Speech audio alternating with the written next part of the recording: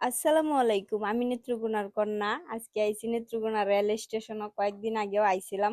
তো ভিডিও ছাড়ছিলাম। আপনারা সবাই দেখিয়া কইছেন অসময়ে আইছি লিগে ট্রেন পাইতাছি না, অপেক্ষা করতাম। তো আজকে একদম ঠিক সময়ে আইছি।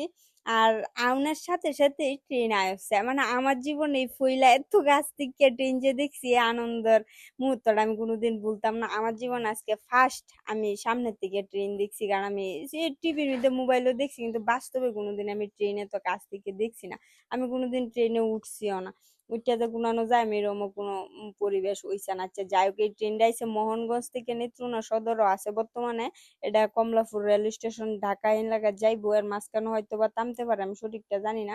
এখানে অনেক যাত্রী আছে, এই নামবো, আবার অনেক যাত্রী আছে উঠবো, উইটা তারা যাইবো। তবে সবচেয়ে আরো বড় কথা কি জানো, এটার ভিতরে এক দুজন মানুষ আমার ডাকতেছে, যারা আমার ভিডিও দেখে আমার চিনি একটু আধটু। তে আমার এটা খুবই ভালো লাগছে। ও একটু বয়স্ক লোক একজন, আরেকজন আন্টি, তারাও ডাকতেছে, এটা আরো বেশি আনন্দের। আচ্ছা যাই হোক, তবে এত কাছ থেকে ট্রেন দেখবো আমি ভাবছিলাম না।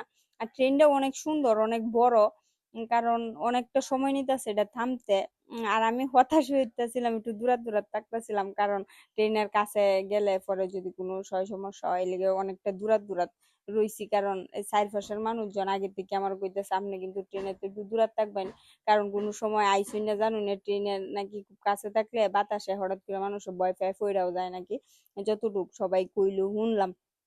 আচ্ছা যাই হোক, এই যে এনো কিছু মানুষ আছে, তারা মনে হয় হয়তো বা আনন্দের সাথে ট্রেনে উড়ে, আনন্দের সাথে ট্রেনে ভ্রমণ করে। তবে অনেক মানুষ আছে আইজো আমার মতো, যারা ট্রেনে কোনোদিনই উঠছে না।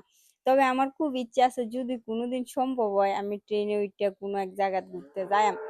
আর যদি সম্ভব না হয় তো তার কিছু করার নাই। আচ্ছা যাই হোক, তবে অবশ্যই ভিডিওটা দেখবেন, দেখিয়া জানাইবেন এরকম আনন্দকর মুহূর্ত কার কার জীবনে আইসা। গেলা গেলা ট্রেন দেখতে পছন্দ করুন।